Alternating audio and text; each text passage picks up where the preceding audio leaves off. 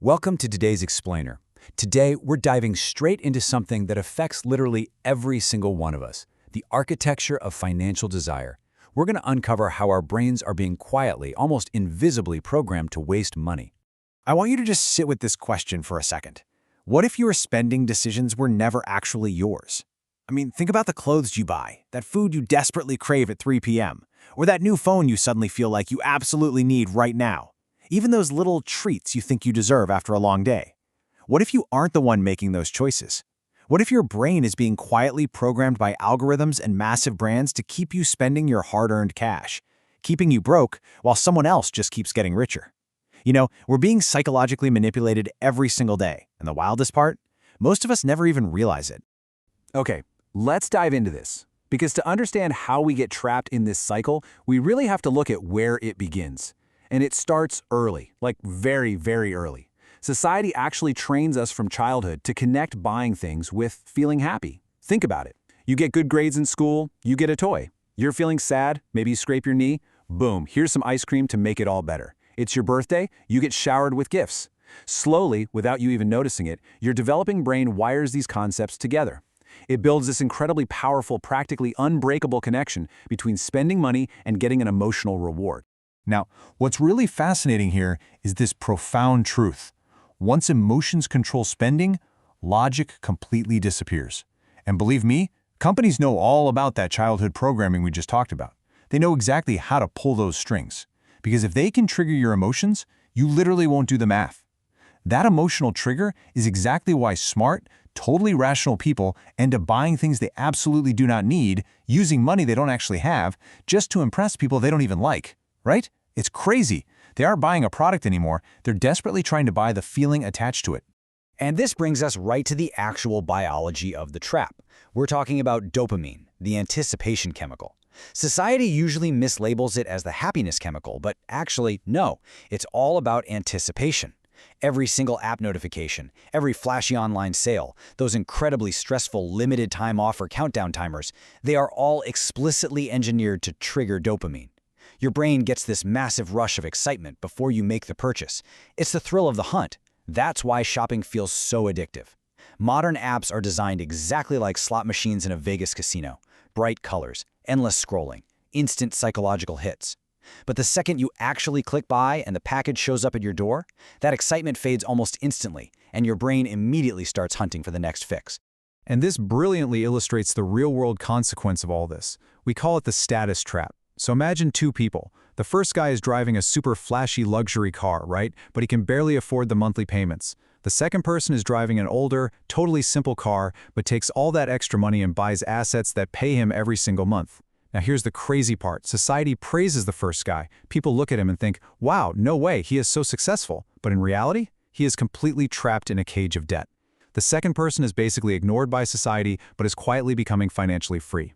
So why on earth does the first guy do it? Because he isn't buying a car. He's buying a status symbol. A watch becomes respect. Shoes become an identity. Companies are selling you an emotion, not a piece of metal or fabric.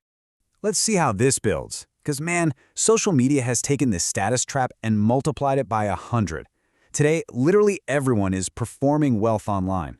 You open your phone and boom, you are bombarded with a constant, non-stop stream of curated comparisons. Vacations you aren't taking, designer clothes you definitely don't have, five-star restaurants, luxury lifestyles, the whole shebang. It forces us into this exhausting state of constant comparison. It makes people feel like they have to put on a theatrical performance of wealth for their followers, even if, in the real world, they are drowning in high-interest credit card debt just to fund the illusion. So, the absolutely crucial question we have to ask ourselves is, why is the system set up this way? Well, because modern economies actually depend on consumers spending endlessly. It creates this brutal dependency cycle. Check this out. Step 1, you work, which naturally causes stress. Step 2, you're stressed. Step 3, you spend money to cope with the stress of working. And then step 4, because you just spent all your money, you have to go right back to work. Repeat, forever. If people suddenly woke up and became financially disciplined tomorrow, entire industries would collapse. We're constantly encouraged to finance everything, to buy now, pay later, to constantly upgrade, because debt creates dependence. And let's be real here, dependent people are controllable people. Most folks spend the absolute best years of their lives trapped in this exact, inescapable loop. But here is where we pivot to the solution. how do the people who actually escape this matrix think? It requires a massive mindset shift. The poor mindset, which is totally driven by society's programming, always asks, what can I buy with this money? But the truly wealthy mindset? They ask a completely different question. What will this cost me in time? That single question changes the trajectory of your entire life. Because every single unnecessary purchase you make isn't just costing you dollars, it is literally stealing your future freedom. It's adding months, maybe even years, to the amount of time you have to spend working. The wealthy have completely mastered the art of delayed gratification. While the masses are out there happily handing over their money for momentary dopamine-fueled excitement, the rich are quietly acquiring assets. We're talking businesses, investments, high-income skills, true ownership. One path creates a fleeting little moment of pleasure when you tear open a cardboard box. The other path creates permanent, generational freedom. And you know, the truly scary part of this whole architecture is that most people willingly, enthusiastically choose that first path every single day. To choose the second path, you really have to unlearn the biggest lie modern society ever sold you.